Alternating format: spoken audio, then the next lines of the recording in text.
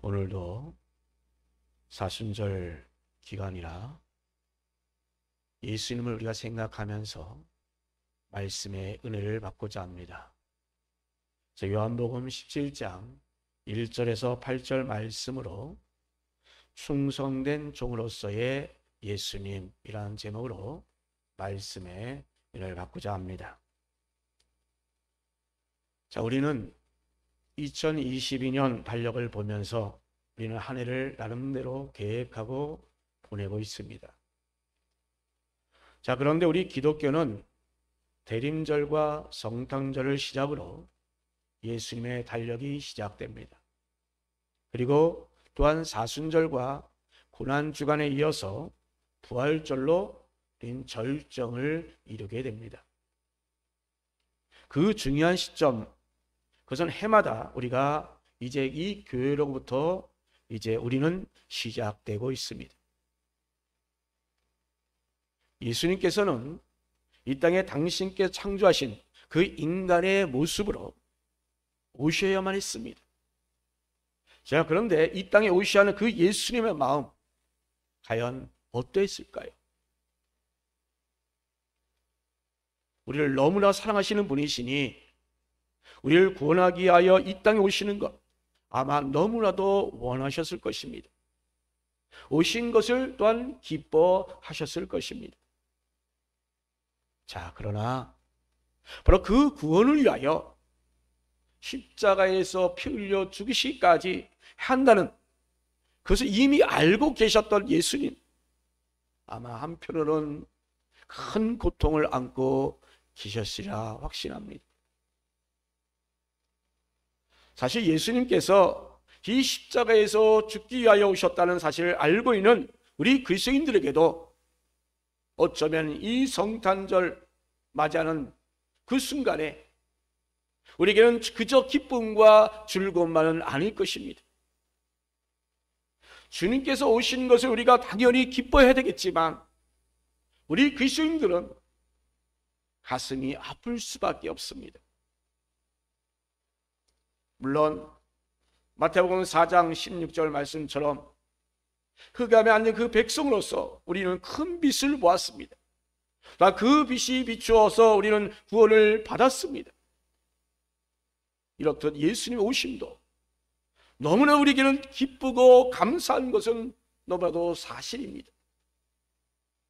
그러나 그 구원을 위해서 정말 흘려야 할 그 예수님의 그 피와 그 고통과 죽음을 우리가 생각하게 되면 우리 마음은 아플 수밖에 없습니다.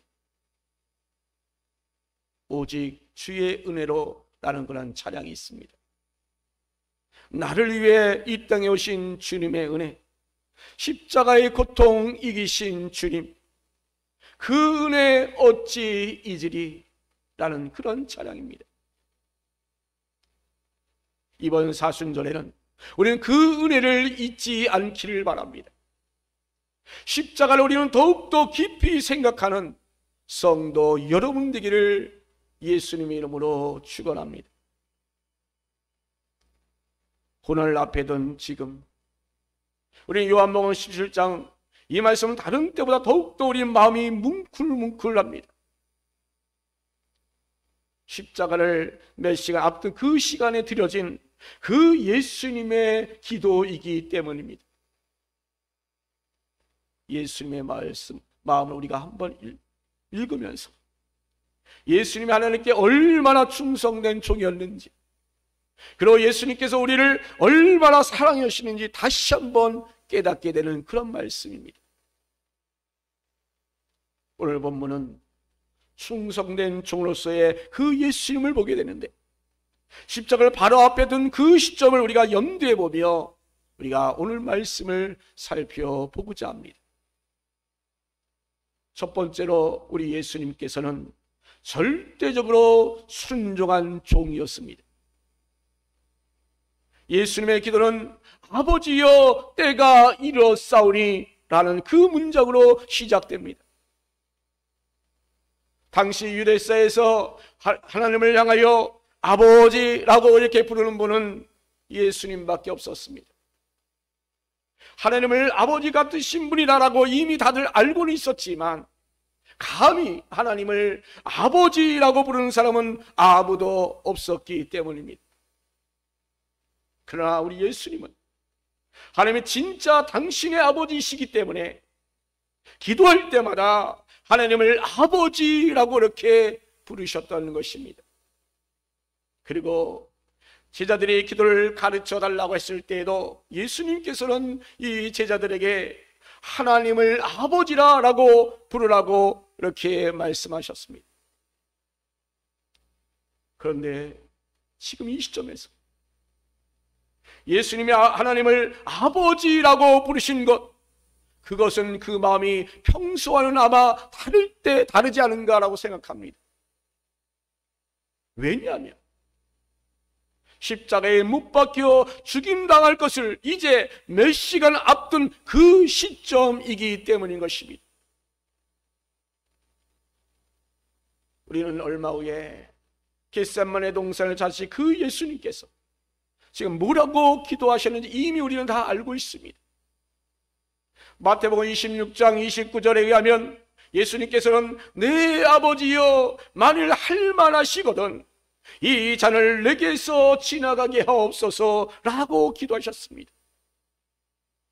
그런데 그 언투, 그 기도 그저 담담하지만은 않았을 것입니다. 그 기도를 하시기 그 직전에 제자들에게 말합니다.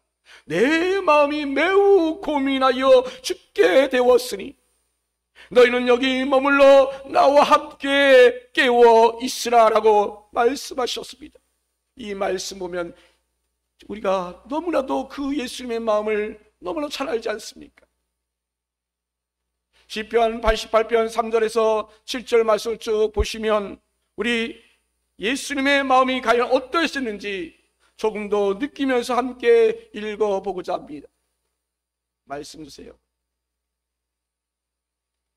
예, 말씀 시편 88편 3절 7절 말씀 우리 한 목소리로 함께 말씀을 합독하겠습니다. 물론 나의 영혼에는 재난이 가득하며 나의 생명은 수월에 가까웠사오니 나는 무덤에 내려가는 자 같이 인정되고 힘없는 용소와 같으며 죽은 자 중에 던져진 바 되었으며 죽임을 당하여 무덤에 누운 자 같으니이다. 주께서 그들을 다시 기억하지 아니하시니 그들은 주의 손에서 끊어진 자니이다. 주께서 나를 깊은 웅덩이와 어둡고 음침한 곳에 두셨사오며 주의 진노가 나를 심히 누르시고 주의 모든 파도가 나를 괴롭게 하셨나이다. 아멘.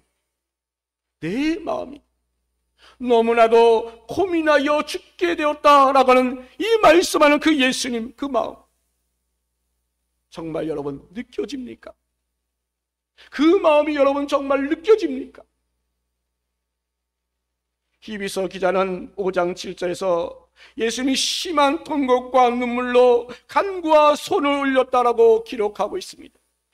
그 마음으로 드리는 그 기도가 과연 어떠했는지 여러분 정말 짐작되지 않습니까? 얼마나 절규하며 얼마나 힘써서 기도하셨으면 미세혈관이 터져서 땀이 땅에 떨어지는 그 빗방울같이 되었겠습니까?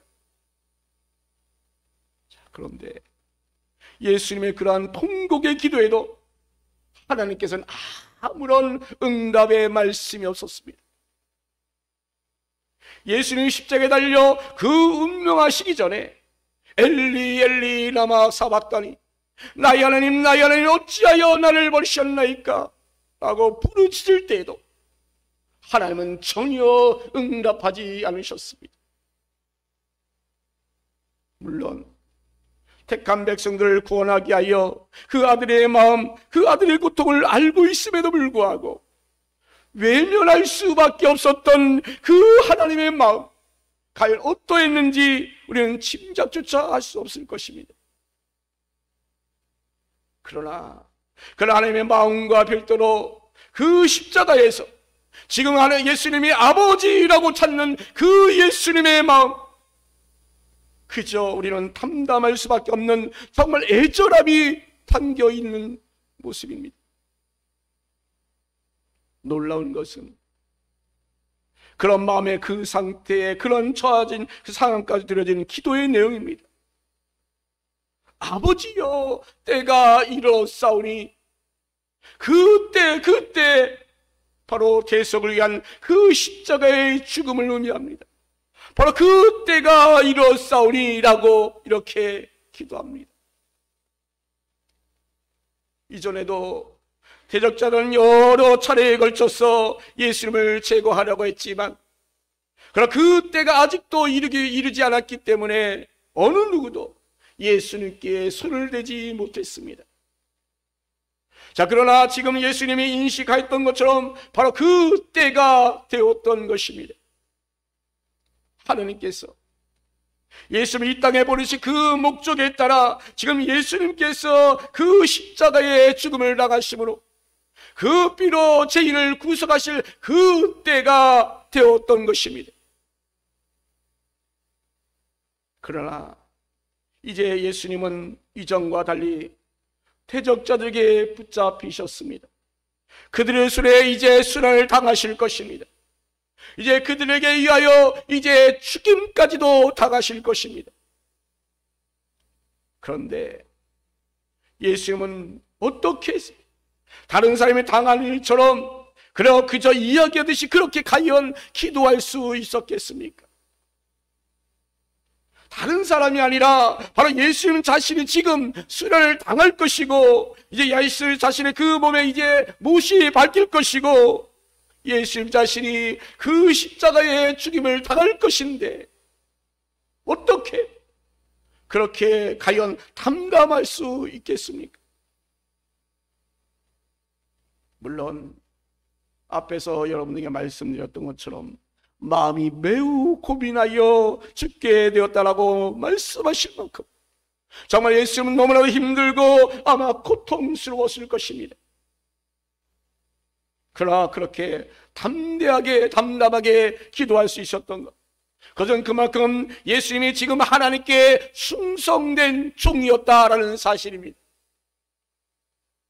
예수님은 이렇게 충성된 종이었기 때문에 예수님 자신 앞에 다가온 그 고통과 고난과 그 죽음에도 불구하고 지금 그때 그 십자가를 기꺼이 받아들이신 것입니다. 여러분, 우리는 곧잘 순종을 다짐하기도 합니다. 또한 우리는 고백하기까지도 합니다. 그런데 어떤 이들에게는 이 순종은 제한이 있는 것 같습니다.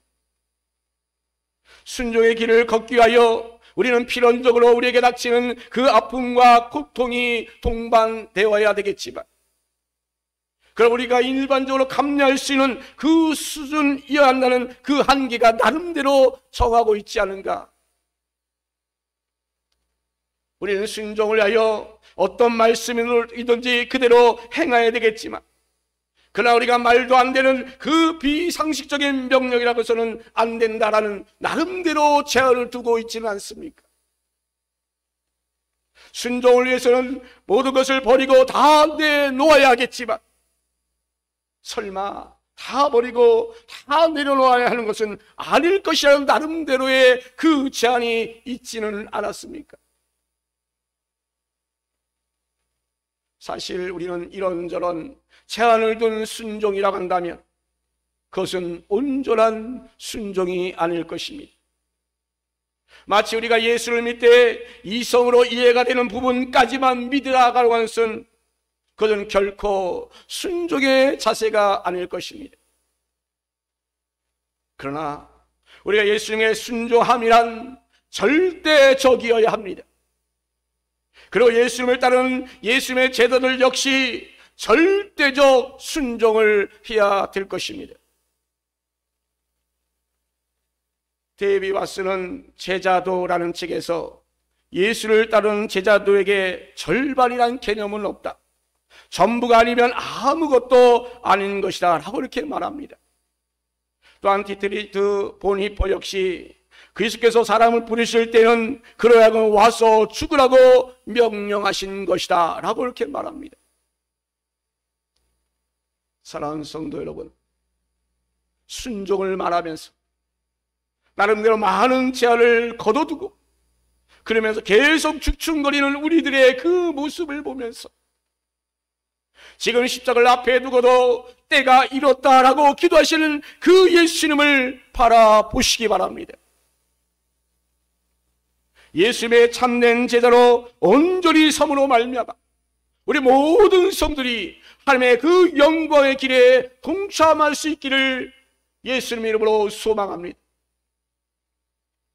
두 번째로, 예수님은 오직 하나님의 영광을 위하여 사셨던 종이었습니다.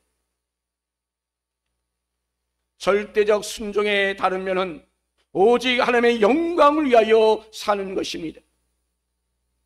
그런데 우리는 왜 이 절대적인 순종의 삶을 살고 있지 못할까요?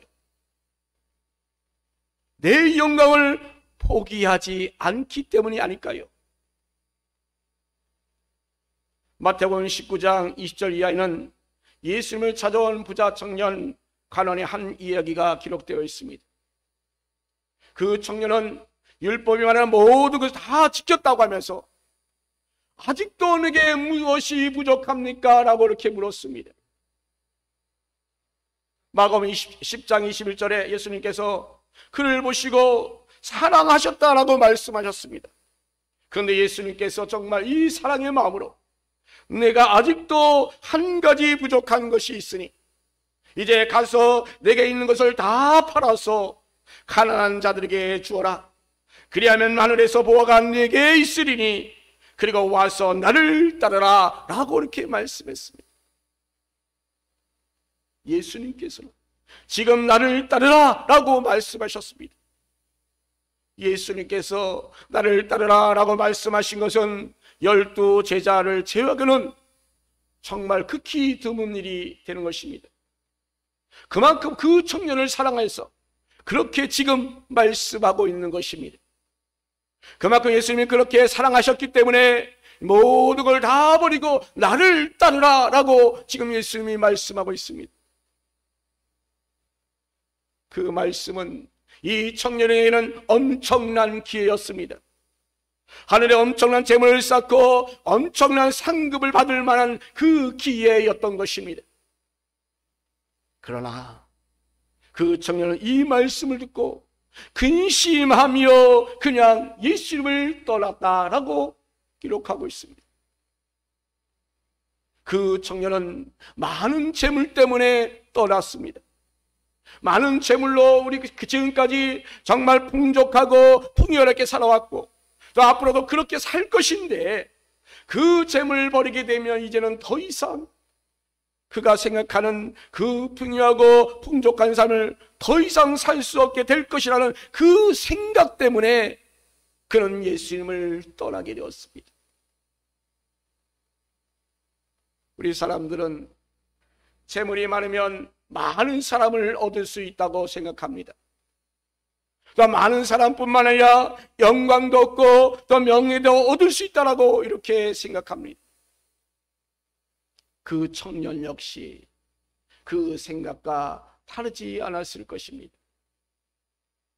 그러니 그 많은 재물을 포기하는 순간 그가 누렸던 모든 것을 잃게 될 것이라고, 재물을 통해 얻은 모든 사람과 모든 영광과 명예 역시 다 잃게 될 것이라고 생각했던 것 같습니다. 그 청년이 있어서 이 재물은 바로 그의 미래와 그에게 희망과 운명이 걸려있는 그에게는 절대적인 가치였던 것입니다. 그래서 그는 많은 재물을 포기할 수 없었습니다. 그래서 근심하며 예수님을 떠날 수밖에 없었던 것입니다. 그는 영원한 세계를 보지 못했습니다. 물질적인 가치를 절대화로 시킴으로 말미암아 어리석은 그 마음 때문에 그는 그렇게 행동을 한 것입니다. 그래 청년은 그에게 있어 절대적인 순종이 나오지 않게 되었던 것입니다. 그 청년이 말한 것처럼 자신이 정말로 하나님의 말씀을 온전히 지켰다고 한다면 절대적인 그 순종을 갖추었을 것입니다. 그렇다면 결코 이 재물 때문에 예수님을 떠나가지는 결코 아니할 것입니다. 만약에 이 절대적인 순종의 삶을 살았다면 자기 자신의 어떤 계획과 어떤 생각과 어떤 처한 그 상황과는 전혀 관계없이 예수님 말씀에 순종하였을 것입니다. 그러나 청년에게는 그의 삶의 목적이 하나님의 영광이 아니라 자신의 영광이었던 것입니다. 하나님의 영광을 위해 살고자 하는 자였다고 한다면 재물이 아무리 많다 할지라도 하나님의 영광을 위하여 포기하였을 것입니다. 예수님은 아들을 영화롭게 하사 아들로 아버지를 영화롭게 하옵소서라고 기도하였습니다. 여기서 영화롭게 하다라는 것은 바로 영예를 두다라는 뜻으로 높은 지위나 다른 사람들의 그 부러울 만한 좋은 것들 다 주어서 명예를 높일 때 사용되는 그런 단어입니다. 지금 예수님께서는 지금 하나님이 아들의 그 자신을 영화롭게 하셨다라고 말씀하고 있습니다. 사실 예수님이 말씀하신 그 영예는 예수님에게는 십자가였습니다. 벌거벗은 몸으로 십자가에 달려 하는데 과연 이 십자가가 무슨 영예겠습니까? 이것은 수치일 뿐 아니겠습니까? 십자가에 못 박혀 온몸의 피를 다 흘리다가 죽어야 될 텐데 이 십자가 어떻게 과연 영예라고 말할 수 있겠습니까? 고통뿐이지 않겠습니까? 그러나 이 예수님은 그 당신의 죽음을 통하여 제가 하나님의 뜻을 이루실 것이기 때문에 이 십자가의 고난과 죽음을 지금 이 영예라고 말씀하고 있는 것입니다. 비록 당신은 지금 고통받다가 끝내는 죽음을 당할 것이지만 그러나 그 고통과 죽음을 통하여 택한 백성들을 구원하고자 하시는 그 하나님의 뜻과 계획은 분명히 성취될 것이기 때문입니다. 이사야서 53장 5절에 그가 찔림은 우리의 허물 때문이요 그가 상함은 우리의 죄악 때문이라. 그가 징계를 받음으로 우리는 평안을 누리고 그가 채찍에 맞음으로 우리는 나음을 받았도다. 아멘. 이 시간 여러분 어떤 질병들을 앓고 있습니까? 어떤 아픔들을 앓고 있습니까? 우리 예수님께서 십자가에 못 박혀 죽으심으로 여러분의 모든 질병과 모든 아픔과 모든 문제가 온전히 성취되기를 주님의 이름으로 축원합니다. 바로 이 말씀처럼 지금 예수님이 징계를 받으셔야 합니다. 죄악 가운데 있는 자들이 이제는 평안을 누리게 됩니다. 이제 나음도 받습니다. 구원을 받을 수 있습니다. 그래서 예수님은 자신의 그 죽음을 위하여 하나님의 뜻이 성취될 것을 지금 바라보면서 아들을 영원롭게 하사 아들로 아버지를 영원롭게 하여 주옵소서라고 이렇게 기도하셨습니다. 그리고 예수님은 지금 아버지께서 아들에게 주시는 모든 사람에게 영생을 주시려고 만민을 다스리는 그 권세를 아들에게 주셨소이다라고 이렇게 기도하고 있습니다. 예수님에게는 만민을 다스린 권위도 있습니다. 또한 심판하실 권세도 있습니다. 예수님은 이미 태초부터 하나님과 함께 하셨고 만물이 그로 말미암아 지은 바 되었습니다. 지은 것이 하나도 그가 없이는 다 된 것이 없기 때문인 것입니다. 자, 그런데 지금 예수님은 그 권위와 그 권세를 오로지 하나님께 주신 그 사람에게 바로 영생에 주는 일에 사용하신 것입니다. 예수님은 자기가 주신 권세와 권위를 당신의 몸을 찢기게 하고 온몸의 피를 흘게 만들고 바로 이 죽음으로써 하나님을 영광롭게 하겠다라고 하는 기도를 하고 있습니다. 그런데 지금 예수님은 이 몸만 아니라 당신이 가진 그 권위와 모든 권세까지도 오직 하나님의 뜻을 이루는 데 사용하셨습니다. 이렇게 예수님은 아예 처음부터 하나님이셨지만 오히려 그는 자기를 비워 사람과 같이 되었습니다. 또 뿐만 아니라 사람의 모양으로 나타나서 자기를 낮추시고 죽기까지 종된 자로 복종하셨습니다. 사실 예수님 자체가 하나님의 뜻을 이루는 것이었습니다. 그런데 요한복음 17장 6절에 세상 중에서 내게 주시는 사람들에게 내가 아버지의 이름을 나타내었다라고 기도하셨습니다. 그리고 요한복음 17장 8절에서는 나는 아버지께서 내게 주신 말씀들을 그들에게 주셨사오며 그들은 이것을 받고 내가 아버지께부터 나온 줄 참으로 아오며 아버지께서 나를 보내신 줄도 믿었었나이다 라고 이렇게 기도하셨습니다. 예수님은 당신의 사역을 지금 두 가지로 아버지 이름을 나타낸 것, 그리고 아버지께 주신 그 말씀들 그들에게 전하는 그 사역을 하셨습니다. 그 결과 그들이 예수님을 하나님께 보내신 그 그리스도 알았다라고 이렇게 나타내 보고 있습니다. 여러분, 그렇다고 예수님이 높임받았다라는 그런 의미가 아닙니다. 그들이 예수님이 하나님의 아들이심을 믿을 때에 그들은 모두 다 구원받을 것이다 라고 분명하게 말씀하고 있는 것입니다. 여러분, 예수를 믿음으로 말미암아 이미 구원받았습니다. 결국 예수님께서는 하나님께서 당시에 주신 그 모든 사람들에게 영생을 주시고자 이렇게 당시의 모든 삶을 헌신하였던 것입니다. 예수님께서는 모든 삶과 사역과 또 모든 권위와 권세와 심지어 당신의 그 몸까지 모든 전부를 하나님의 뜻을 이루는 데 사용하신 것입니다. 오늘 이 시간, 오늘 말씀을 통하여 예수님께 나 때문에 나를 위하여 모든 것을 포기하고 십자가에 죽으심을 나가는 그 모습을 한번 생각해 보세요.